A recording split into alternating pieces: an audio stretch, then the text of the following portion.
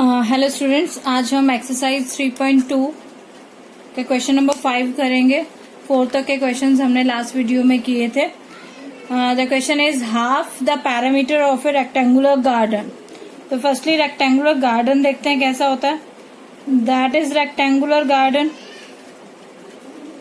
Right, जिसका length x late कर लेते हैं और ब्रेड्थ क्या लेट कर लेते हैं y। That is length and that is breadth. Half the perimeter of a rectangular garden. Half the perimeter of a rectangular garden whose length is 4 meter more than its width. जिसकी length जो है वो क्या है, 4 metre more then है, किससे, उसकी width से। ठीक है, तो क्या कह रहा है वो आपसे कि लेंथ एंड ब्रेड्थ हमने लेट कर ली, लेंथ लेट कर ली x एंड ब्रेड्थ लेट कर ली y। Now is saying that कि x जो है वो किसके इक्वल है, ब्रेड्थ से 4 ज्यादा है। चेक कर लीजिए, उस length is 4 metre more than its width. तो लेंथ आपकी कितनी थी x, ये ब्रेड्थ से 4 ज्यादा है, तो ब्रेड्थ में अगर 4 ऐड कर दें तो then they will be equal ना। लाइक अगर ये 5 है और ये 4 ज्यादा है 9, तो दोनों को इक्वेट कैसे करेंगे, 9 और 5 इक्वल कैसे हो सकता है, 5 में 4 ऐड करने पे ये इक्वल होगा। तो इसी तरह से वो कह रहा है आपसे कि लेंथ जो है वो ब्रेड्थ से 4 ज्यादा है, तो अगर ब्रेड्थ में 4 ऐड कर देंगे then they become equal. Okay, now first equation is this one, right, very simple. Second one, half the parameter of rectangular garden is कितना, 36। पूरी लाइन को, जहां पर ये लाइन तो इसको कंडक्ट कर रही थी और लास्ट में is 36, it means half of the parameter is 36, right. 2 goes there, then p is equal to 36 into 2, that is 72, right बच्चा। नाउ पैरामीटर होता क्या है बच्चा, length 2 into length plus breadth, 2 into length plus breadth जो होता है उसका क्या होता है parameter, right, which is equal to 72। यहाँ पर तो पैरामीटर, यहाँ पर हाफ ऑफ था बट यहाँ पर पैरामीटर है, ठीक है, तो पैरामीटर इज 72। ये 2 इधर जा सकता है, l plus b is equal to कितना हो जाएगा, 72। l plus b is equal to 72 divide by 2, that is again 36, right. Now length क्या है बच्चा आपके पास, x, ब्रेड्थ कितना है y इज इक्वल टू 36। ये सेकेंड इक्वेशन आपके पास आ गई। ओके, फर्स्ट और सेकेंड इक्वेशन को आप सॉल्व कीजिए। Find the dimensions of the garden, और गार्डन की dimensions like x and y आप इसमें से फाइंड आउट कीजिए। ठीक है, कर लेंगे बच्चा। x और y को आप सॉल्व करना आता है आपको सब्स्टिट्यूशन मेथड से, यू कैन डू दिस ना। सॉरी, अभी तो आपको ग्राफिकली मेथड ही कराया है, तो आप ग्राफिकली मेथड से इसको आप सोल्व कर सकते हैं, राइट बच्चे। तो ग्राफिकली कैसे सोल्व करेंगे आप इसको, ग्राफिकली सोल्व करने के लिए आपको क्या करना होगा, फर्स्टली इसमें से आप इक्वेशन बनाएंगे। x plus y is equal to 36, एक इक्वेशन है आपके पास, x plus y is equal to 36, right. और second one is x is equal to y plus 4.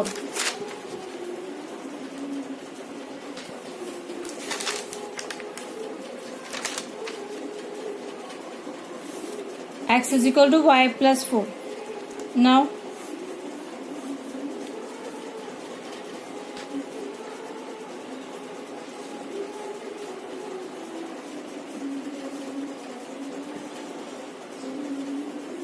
y की वैल्यू कितनी हो जाएगी बच्चे, 36 माइनस एक्स, और यहाँ पर x की वैल्यू y प्लस 4 है ये आपके पास, तो इसको नो चेंज ना करके अदरवाइज ऐसे ही हम वैल्यू पुट कर देते हैं।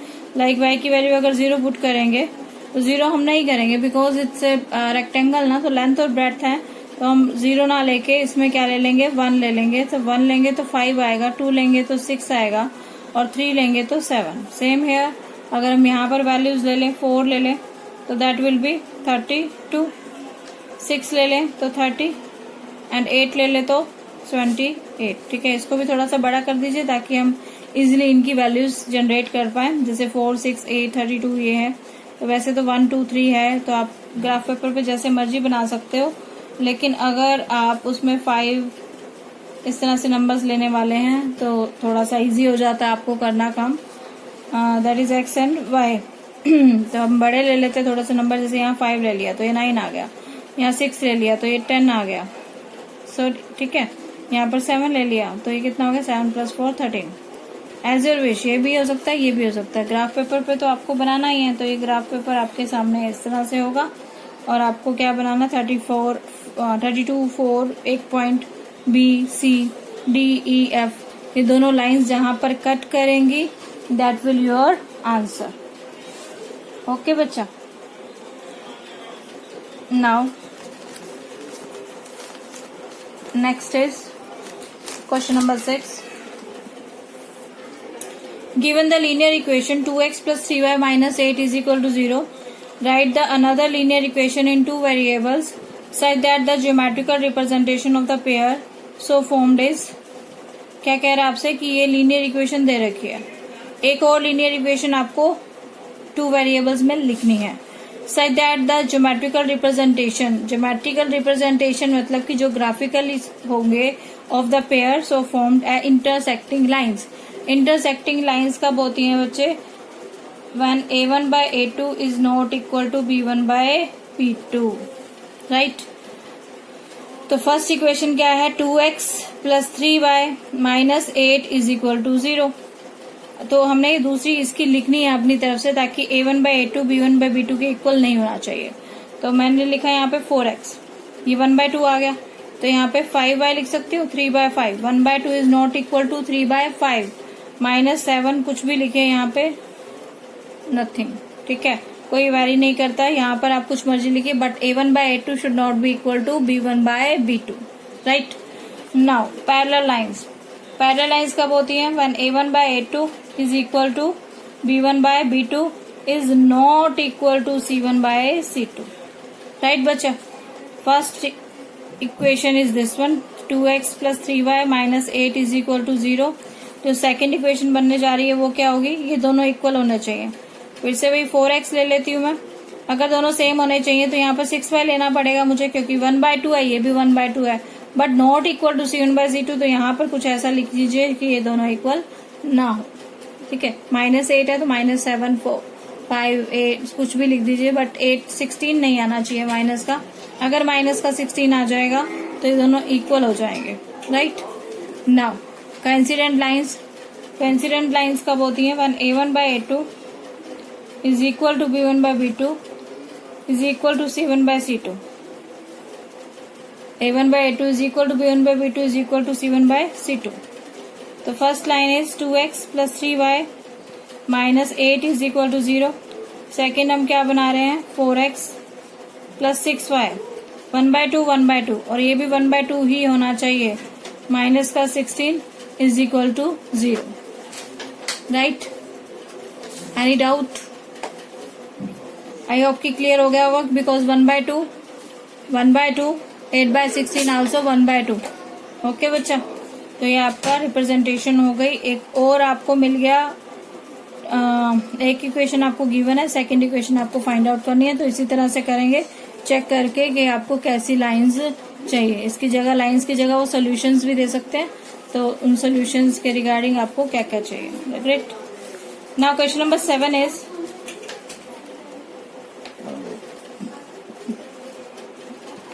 Draw the graphs of linear equation x minus y plus 1 is equal to 0 and 3x plus 2y minus 12 is equal to 0. Determine the coordinates of the vertices of a triangle formed by these lines and the x-axis and shades of the triangular region. Draw the graphs of the equation this and this। कहते हैं इन दोनों graphs के, दोनों equations के graph बनाइए। इन दोनों equations का graph बनाना easy है, आप बना चुके हो पहले ग्राफ्स, तो ठीक है। तो वैसे ही इस दोनों का भी हम लोग बना लेंगे, राइट। इसका हमने ग्राफ बनाया, फिर हमने इसका ग्राफ बनाया। Determine the coordinates of the vertices of a triangle formed by these lines and the x axis and shade the triangular region. ठीक है, मैं आपके सामने ग्राफ शेयर कर रही हूँ। इसका ग्राफ ऐसा बनने वाला है, देखिए जरा ध्यान से। ये एक्स एक्सिस और ये क्या है, वाई एक्सिस है। एक लाइन ये जा रही है, दूसरी लाइन ये जा रही है।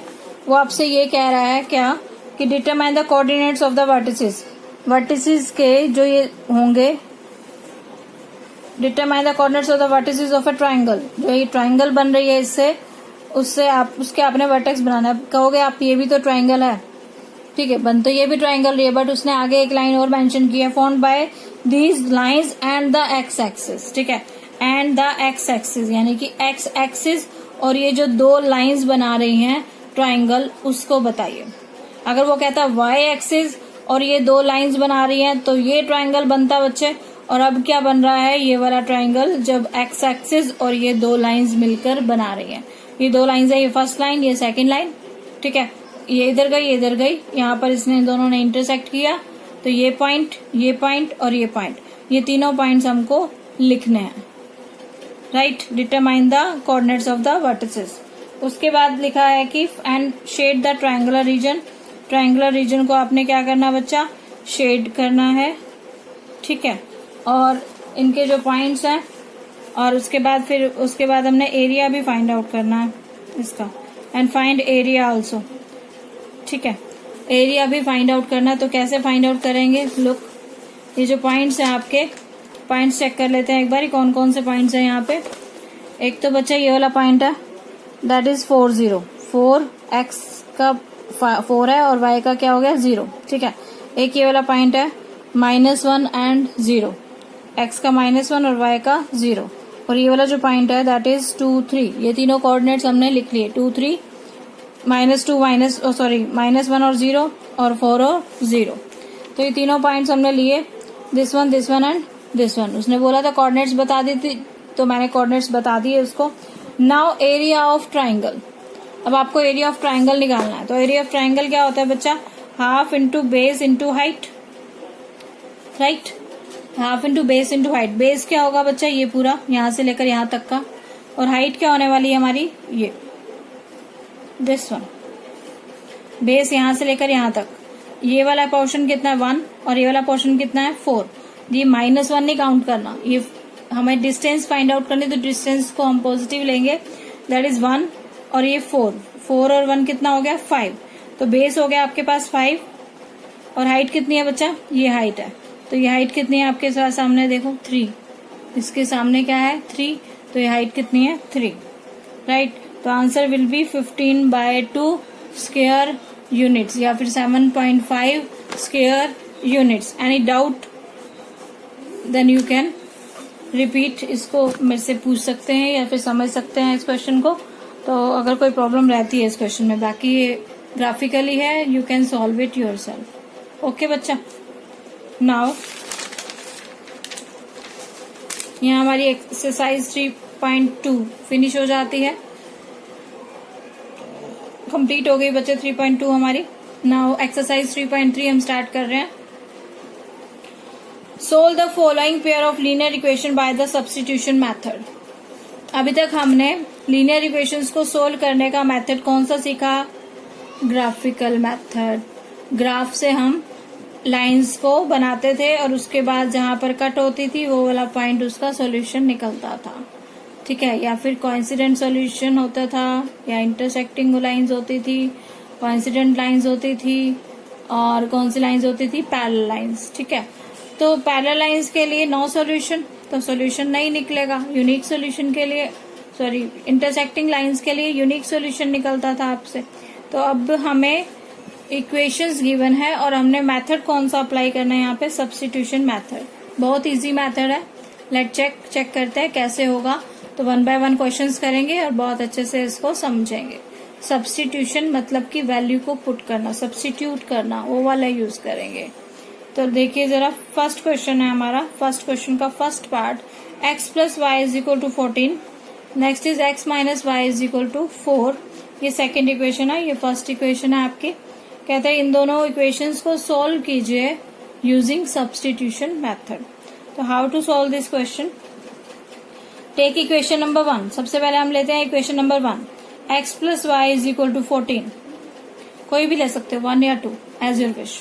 मैंने कौन सी ली, 1, ठीक है। एक मेथड बना लेते हैं कि किस तरह से करना है क्वेश्चन को, फिर इजी रहता है हमें। तो तो मैंने फर्स्ट इक्वेशन उठाई x plus y is equal to 14।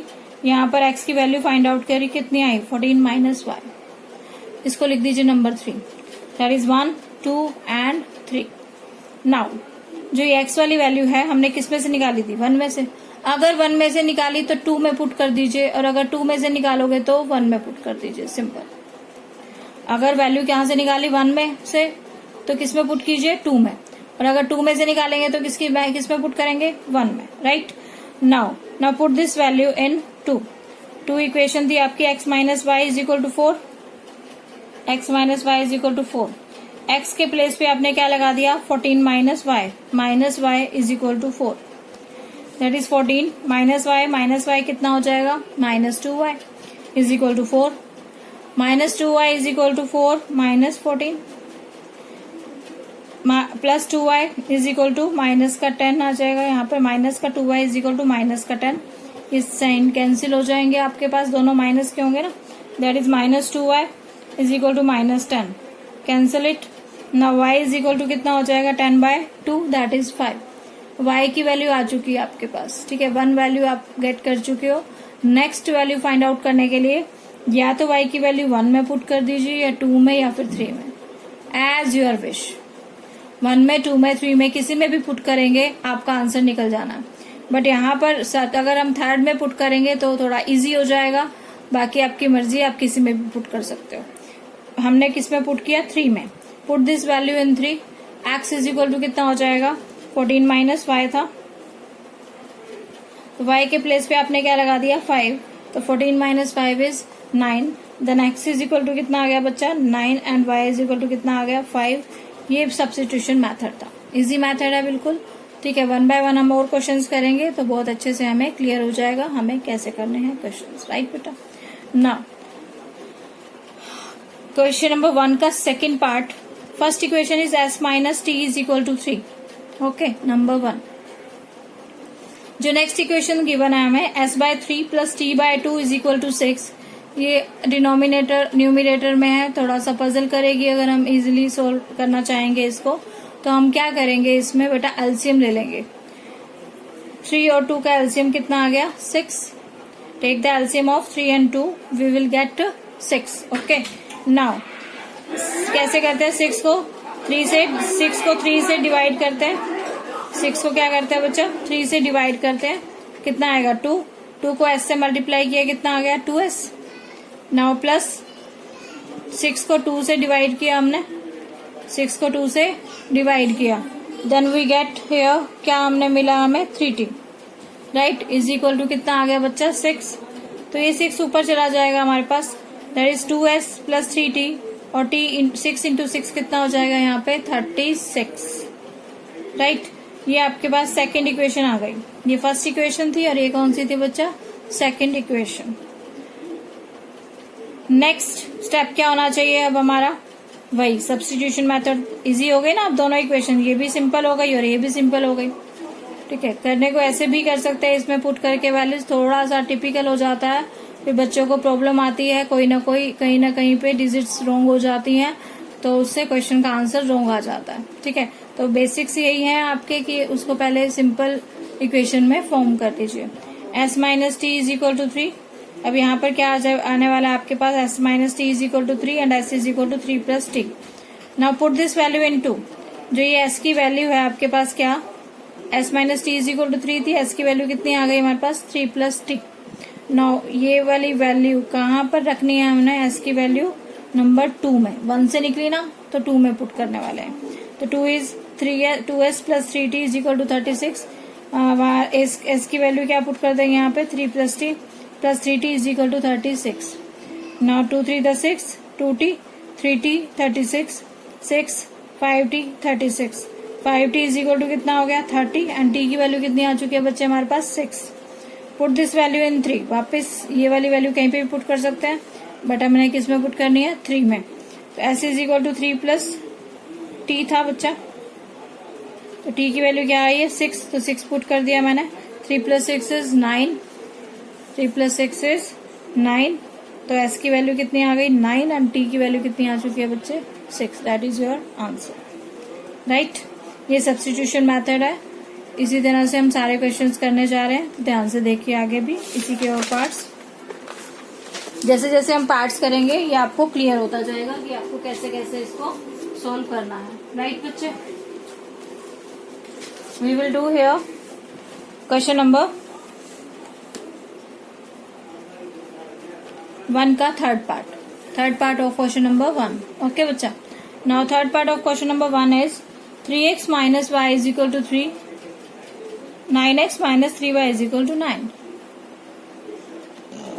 Look, यहाँ पर क्वेश्चन देखने में ही हमें ऐसा लग रहा है कि 3, 9, 1, 3, 3, 9 ये सारे के सारे कुछ डिफरेंट सा बना रहे हैं, मतलब कि सेम सा लग रहा है, सेम सा लग रहा है। तो हम लोग क्या करेंगे, इसमें एक बार चेक कर लेते हैं क्या इसके सॉल्यूशंस होंगे भी या फिर नहीं होंगे।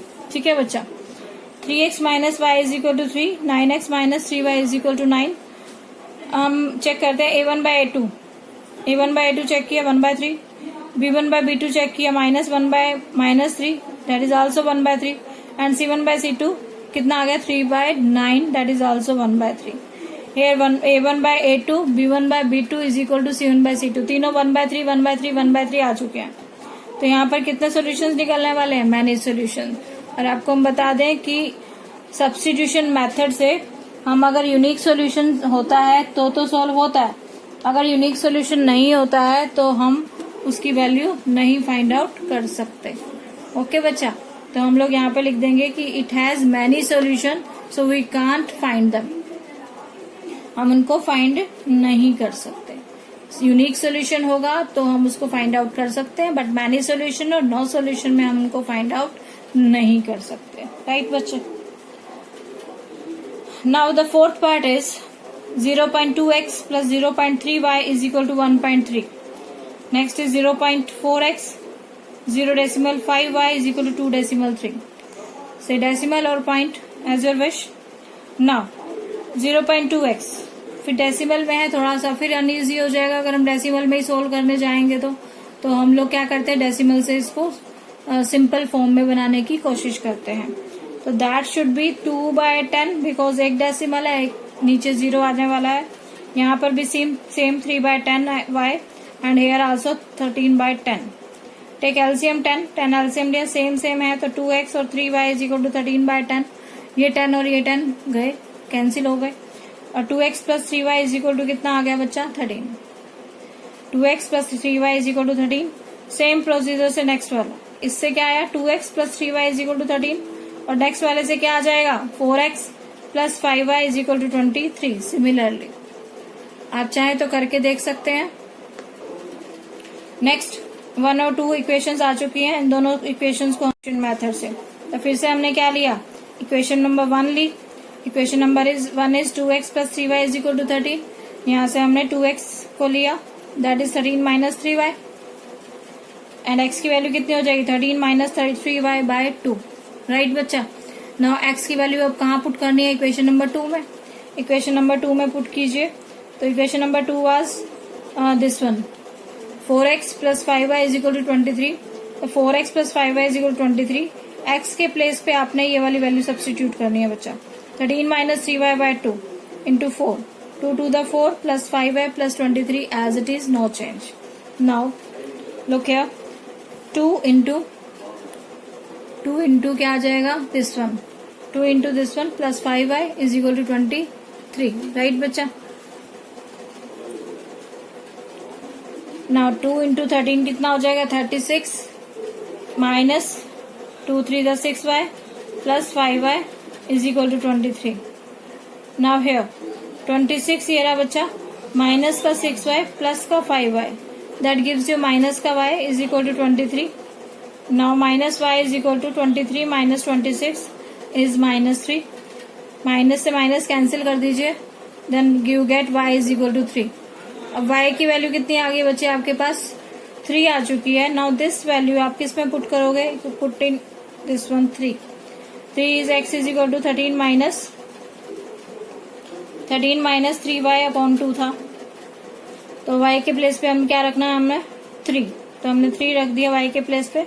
13 minus 3 into 3 9/2 13 minus 9 upon 2 that is 4/2 that gives you 2.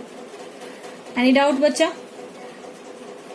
I hope that will be clear for you.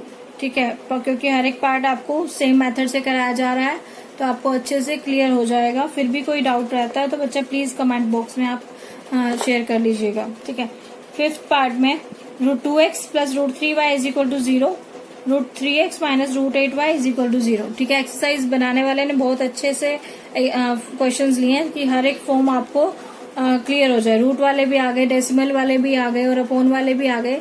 तो you can do all the questions. हर एक टाइप के आप क्वेश्चंस कर सकते हो इससे. ठीक है, कोई भी क्वेश्चन आ जाएगा तो आपको फिर वरी करने की जरूरत नहीं है.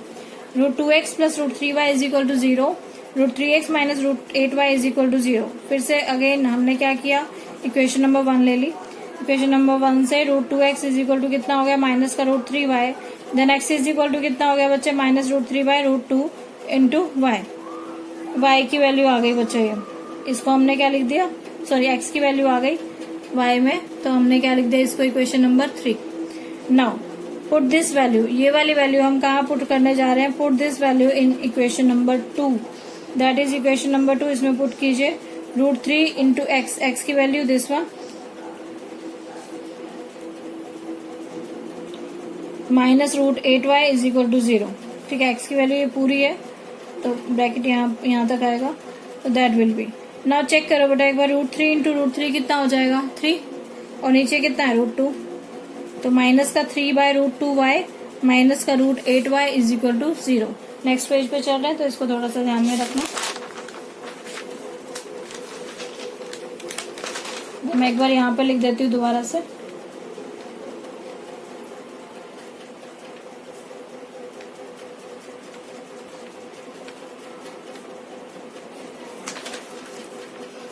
√3 इंटू माइनस का √3/2 था, ये था, साथ में y था, माइनस का √8y इज इक्वल टू 0. ना माइनस का √3 इंटू √3 कितना होने वाला है बच्चा, 3, राइट. √3 इंटू √3 इज 3, √2 नीचे as it is, y as it is, minus as it is. Now minus, now √8 को हमने ब्रेक कर दिया. कैसे, √8 को हम क्या लिख सकते हैं, 4 इंटू 2 लिख सकते हैं. रूट में 4 इंटू 2, इस 4 का स्क्वायर रूट 2 होगा, ये 2 बाहर निकल जाएगा, दैट इज 2, और यहाँ पे ये अंदर फंस जाएगा बिकॉज इसका कोई पेयर नहीं है, तो दैट्स वाई √2 अंदर. तो माइनस का 2√2, y is equal to 0.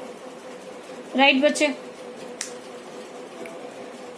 Next एक बार रिपीट देख लीजिए कि कहीं कोई इजी प्रॉब्लम ना हो आपको किसी को. √3 इंटू √3 बच्चे 3 हो जाता है. जैसे √5 इंटू √5 की अगर हम मल्टीप्लाई करें तो दैट बिकम्स 5. ठीक है, √7 इंटू √7 दैट बिकम्स 7. ऐसे ही √3 इंटू √3 क्या बनने वाला है, 3. √2 नीचे एज इट इज, साथ में y है हमारे पास, और √8 को हमने ब्रेक किया 4 इंटू 2 रूट में, और 4 को हम लोग बाहर निकाल सकते हैं एज ए 2. जैसे कि अगर हम इसको लिख सकते हैं 2 इंटू 2 इंटू 2 ना, we can write it 2 into 2 into 2. तो 2 इंटू 2 से एक पेयर, ये तो इसका तो पेयर है बट इसका पेयर नहीं है, इसका पेयर नहीं है तो ये अंदर रहेगा, और इसका पेयर है तो ये पेयर को लेके बाहर आ जाएगा, सिर्फ अकेला ही बाहर आएगा because it has pair. Okay, तो √2 y is equal to 0. Now इन दोनों का एलसीएम लेंगे हम, √2, हमारे पास √2 एलसीएम आ गया यहाँ पे बच्चा, √2 एलसीएम आ गया. तो यहाँ पे √2 एलसीएम, तो ये तो सेम ही है, तो यहाँ पर कितना आ जाएगा, -3y माइनस, और नीचे 1 है यहाँ पे. जब हम इसको डिवाइड करेंगे देन वी गेट √2. √2 को मल्टीप्लाई कीजिए 2√2 से, यू विल गेट 4. 2√2 को √2 से मल्टीप्लाई, √2 को √2 से किया 2, 2 इंटू 2 कितना हो गया, 4, that is 4y. Okay, now minus का 3y माइनस का 4y is -7y upon √2 is equal to 0. अब ये √2 ऊपर जाएगा और 7 नीचे आएगा, और 0 से मल्टीप्लाई होकर वापस क्या हो जाएगा, 0. तो x की वैल्यू, y की वैल्यू क्या आ गई हमारे पास, 0, और x की वैल्यू निकालने के लिए हम क्या इसमें पुट कर देंगे, 3 में. Third was x is equal to minus √3/√2y. ठीक है, तो y के प्लेस पे 0 रखा तो ये पूरा का पूरा फिर से मल्टीप्लाई होकर क्या आ गया, 0. देन x 0 एंड y भी 0, y as well as 0. Okay बच्चा. Now we will do the question 1 sorry, sixth part of question number 1. Sixth part of question number 1 is 3 by 2x minus 5 by 3y is equal to minus 2. And the next one is x by 3 plus y by 2 is equal to 13 by 6. तो upon में आ गया बच्चा, तो इसका आप LCM लेके solve कर सकते हो. 2 और 3 का एलसीएम ले लीजिएगा 6. उसके बाद फिर इसको सिंपल इक्वेशन में चेंज करना. सेम हेयर एलसीएम लेना 6, फिर इसको सिंपल इक्वेशन में चेंज करना.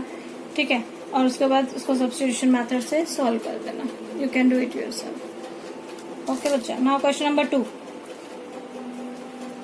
Solve equation number this and this and hence find the value of m for which this. Firstly तो क्या करना है, हमें इन दोनों इक्वेशंस को सोल्व करना. इन दोनों इक्वेशंस को उसी मेथड से सोल्व करेंगे, सब्स्टिट्यूशन से, क्योंकि ग्राफिकली तो थोड़ा सा लेंथी हो जाता है, तो हम सब्स्टिट्यूशन से ही सोल्व करेंगे इसको. देन सब्स्टिट्यूशन से सोल्व किया तो वही काम किया. 2x plus 3y is equal to 11. First equation उठाई, 2x is equal to 11 minus 3y. X की वैल्यू निकाली, एक्स की वैल्यू निकाली तो 2 में पुट करी, 2 में पुट करी तो हमारे पास y की वैल्यू फाइंड आउट हो गई. और y की वैल्यू फाइंड आउट हो गई तो वापस किस में पुट की, 3 में. तो 3 में पुट की तो x की वैल्यू हमें फाइंड आउट होगी. तो x की वैल्यू कितनी आ गई, -2. एंड y की वैल्यू कितनी आ गई बच्चा, 5. अब आगे क्वेश्चन था कि find the value of m for which y is equal to this. अब m की वैल्यू भी फाइंड आउट करनी है हमने, for which value of this. तो y is equal to mx plus 3 है बच्चे, यही कर देते हैं हम. y is equal to mx plus 3. y के प्लेस पे क्या आने वाला है, 5, और x के प्लेस पे क्या आने वाला बच्चा, -2 plus 3. Okay, now 5 is equal to -3m plus 3. ये 3 इधर जाएगा बच्चा, 5 माइनस 3 कितना हो जाएगा, 2 इज इक्वल टू माइनस का 3m. नाउ m की वैल्यू कितनी आ जाएगी, -2/3. What is the value of m, -2/3. That is your correct answer. ये आंसर आ जाएगा आपके पास. 2 आंसर होने चाहिए, तो सॉल्व दिस वन दिस. हमने सॉल्व कर दिया. Hence find the value of this. इसकी m की वैल्यू फाइंड आउट करनी है, तो यहाँ पे हमने m की वैल्यू भी यहाँ पे फाइंड आउट कर ली. ओके बच्चे, ये क्वेश्चन नंबर 2 कंप्लीट हो गया आपका.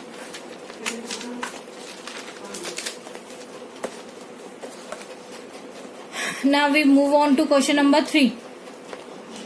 The difference between 2 numbers is 26. ये प्रॉब्लम सम्स आ गए थोड़े से. प्रॉब्लम सम्स में हम अब सब्स्टिट्यूशन मेथड को अप्लाई करके और सोल्व करेंगे प्रॉब्लम सम्स को.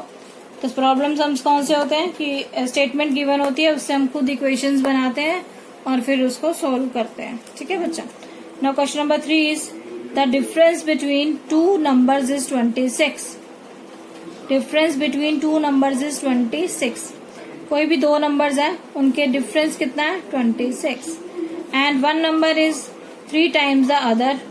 और दोबारा क्या दे दिया कि एक नंबर दूसरे से 3 टाइम्स है. Find them. तो 2 नंबर्स चाहिए. पहले तो हम लोग 2 नंबर्स लेट करेंगे. Let the numbers be x and y. x और y 2 नंबर्स लेट कर लिए हमने. नाउ डिफरेंस बिटवीन 2 नंबर्स, यानी कि x minus y is equal to 26. x minus y is equal to 26. And 1 number is 3 times the other. और 1 number जो है वो सेकेंड 1 का क्या है, 3 टाइम्स है. तो x इज इक्वल टू कितना हो गया, 3 इंटू वाई.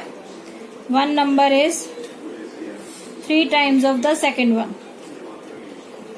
तो 1 नंबर की जगह x आ गया और सेकेंड की प्लेस पे y आ गया. तो x is equal to 3y. ये सेकेंड इक्वेशन आ गया. क्लियर बच्चे, इक्वेशंस क्लियर हो गई. अकॉर्डिंग टू क्वेश्चन ही होता है. जैसे जैसे क्वेश्चन में कहता है the difference between 2 numbers, 2 numbers का डिफरेंस, तो बड़े वाला ये ले लिया, छोटे वाला ये ले लिया. x minus y is equal to 26 and 1 number is 3 times the other. तो एक नंबर जो बड़े वाला है तो बड़े वाला x ही है, वो छोटे वाले से क्या है, 3 टाइम्स है, तो दैट इज 3y. ये सेकेंड इक्वेशन आ गई. ओके, अब यहाँ पर हम लोग के पास देखो x की वैल्यू पहले से ही है, x is equal to 3y. Second से आ गई ना, तो फर्स्ट से निकालने का जरूरत नहीं है हमें. तो हम क्या कर देंगे, 2 से हमने निकाली x is equal to 3y. वापिस किस में पुट कर दीजिए, 1 में पुट कर दीजिए. तो put the value of x from 2 in 1. 2 से लेकर 1 में पुट कर दी. x minus y is equal to 26. x की value 3y minus y, this one, get the value of 13. Okay, ना y की वैल्यू आ गई तो वापस 2 में पुट कर दीजिए. That is easy. x is equal to 3y. x is equal to 3 into 13, that is 39. तो x की वैल्यू आ गई 39 और y की वैल्यू कितनी आ गई, 13. तो नंबर्स आर 39 एंड 13।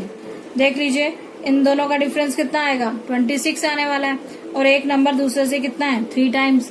तो दोनों इक्वेशंस को ये सेटिस्फाई कर रहा है, दोनों कंडीशंस जो हैं वो इनको सेटिस्फाई कर रही है। ठीक है बच्चों।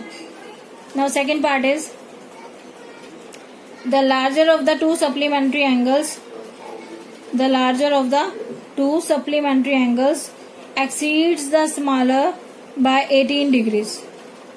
The larger of the two supplementary angles। अच्छा supplementary angles बच्चे कौन से होते हैं, ऐसे दो एंगल्स जिनका सम 180 डिग्री होता है।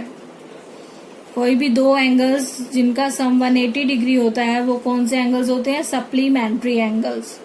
ओके बच्चा, तो larger of the two supplementary angles exceeds the smaller by 18 degree.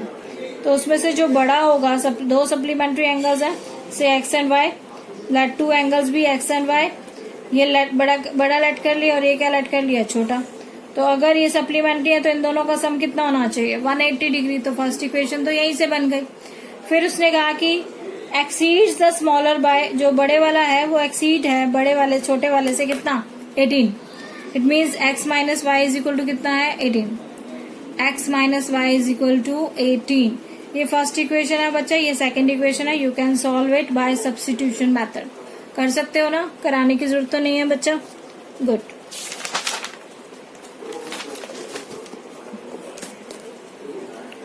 Next question number 3 का third part of question number 3। The coach of A cricket team boys 7 bats and 6 balls for rupees 3,800. Later she buys 3 bats and 5 balls for rupees इतना। Coach of A cricket team boys 7 bats खरीदती है और 6 balls खरीदते हैं कितने में, 3,800 में। तो पहले उसकी कॉस्टिंग चेक कर लीजिए, ठीक है, कि कितने में बाय किया उसने। The cost of 1 bat x and cost of 1 ball rupees y, ये लेट कर लिया, ज्यूम कर लिया हमने। Okay, now according to question 7 bat लिए, तो 1 बैट एक्स का है तो 7 बैट कितने के होंगे, 7x, एंड 6 बॉल्स कितने के हो जाएंगे, 6y इज इक्वल टू कितना, 3,800। सिंपल। 7 बैट्स है, 1 बैट एक्स का है तो 7x हो जाएगा, 1 बॉल y की है तो 6 बॉल 6y की हो जाएगी, इज इक्वल टू कितना हो गया, 3,800। Later she buys 3 bats and 5 balls, 3x plus 5y is equal to 1750। ये फर्स्ट इक्वेशन, ये second equation. You can solve these two equations with the help of substitution method. Okay बच्चा, substitution method से, using substitution method आप इसको solve कर सकते हैं। Next question number fourth part of question number 3। The taxi charges in a city consist of a fix charges together with the charge for the distance covered.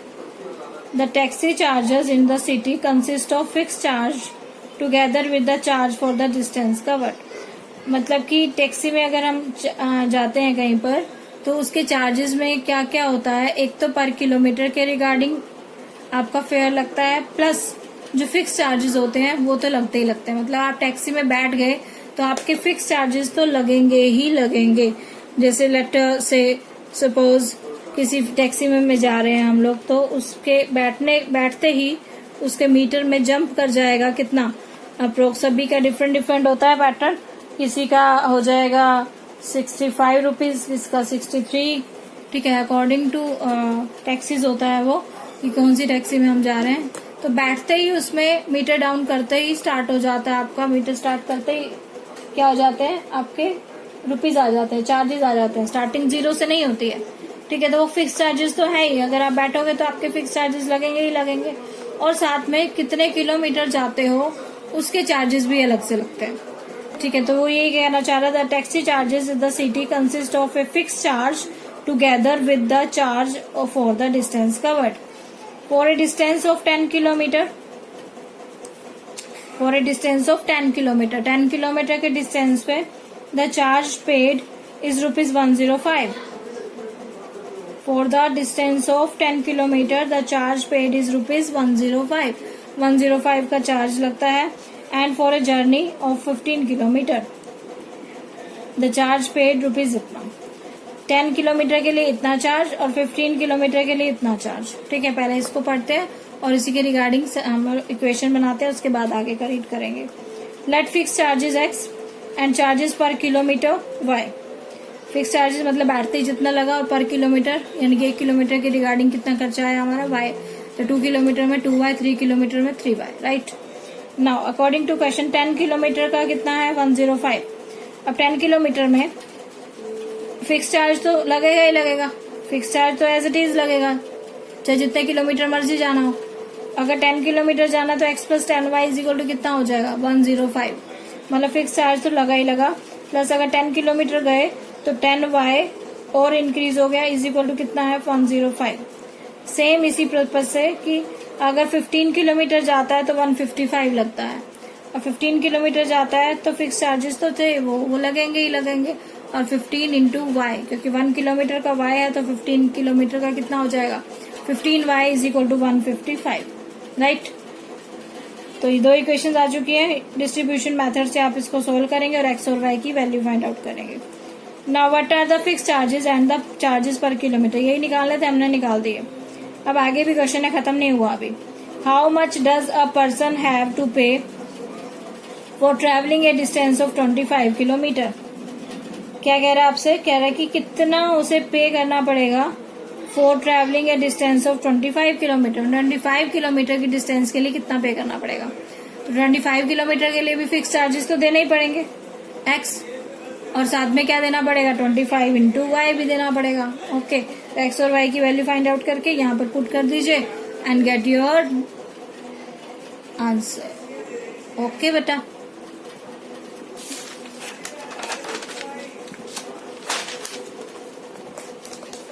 now part 5 of question number 3.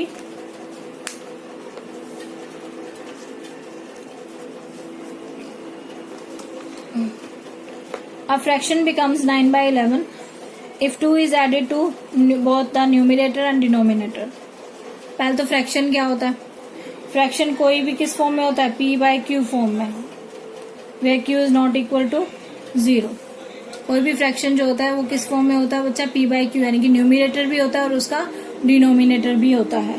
तो fraction becomes 9 by 11 if 2 is added to both the numerator and the denominator. फिर आगे दोबारा से कि if 3 is added both the numerator and denominator it becomes 5 by 6। Find the fraction. तो fraction ही find out करना है तो पहले हमें न्यूमिनेटर भी लेट करना पड़ेगा और डिनोमिनेटर भी लेट करना पड़ेगा। तो let the numerator of fraction x, denominator of fraction y, तो fraction becomes x upon y। Fraction क्या हो जाएगा आपका x अपॉन y, राइट बच्चा। नाउ अकॉर्डिंग टू क्वेश्चन कि if 2 is added to both the numerator and denominator, numerator में भी to add करना है और डिनोमिनेटर में भी 2 ऐड करना है, तो हमें क्या मिलने वाला है 9 by 11। Fraction becomes 9 by 11 if 2 is added both the numerator and denominator. तो न्यूमिनेटर में भी 2 ऐड कर दिया और डिनोमिनेटर में भी 2 ऐड कर दिया, तो हमें क्या मिलने वाला है बच्चा 9 by 11। Okay, cross multiply 11 into this one, 9 into this one, 11x plus 22, 9y plus 18। Now 11x minus 9y is equal to 18 minus 22, that is 11x minus 9y is equal to -4, that is equation number 1। Regarding this second equation, if 3 is added to both the numerator and denominator it becomes 5 by 6। अब क्या add करना 3 दोनों में, तो 3x plus 3 और y plus 3। Numerator में भी 3 add किया और डिनोमिनेटर जैसे उसने कहा, वो ये भी कह सकता था कि सिर्फ न्यूमिनेटर में करो, बट उसने ये बोला है कि न्यूमिनेटर और डिनोमिनेटर में दोनों में ऐड करना है, तो इसीलिए हम दोनों में ऐड कर रहे हैं। वो ऐसा भी कह सकता है कि एक में ऐड करो एक में माइनस करो, या फिर सिर्फ एक में ऐड करो एक को मल्टीप्लाई करो, कुछ भी कह सकता है। तो अकॉर्डिंग टू कंडीशन जाना है हमने। x plus 3 upon y plus 3 is equal to कितना बोला उसने 5 बाय 6 हो जाता है, तो 5 by 6 cross multiply. Again second equation आ चुकी है। फर्स्ट और सेकेंड इक्वेशन को आप सब्स्टिट्यूशन मेथड से सोल्व कीजिए, x और y की वैल्यू फाइंड आउट कीजिए और फिर उसके बाद फ्रैक्शन फाइंड आउट कीजिए, राइट। उसको फ्रैक्शन में लिखना मत भूलिएगा, हमें आंसर में ये जरूर लिखना होता है जो हम लेट करते हैं, ठीक है बच्चे, नहीं तो हमारे मार्क्स कट जाते हैं। Thank you. ये आपकी एक्सरसाइज कंप्लीट हो चुकी है। फिर भी अगर कोई प्रॉब्लम रहती है आपको किसी भी क्वेश्चन में तो आप कमेंट बॉक्स में मुझसे पूछ सकते हैं। ओके बाय बेटा।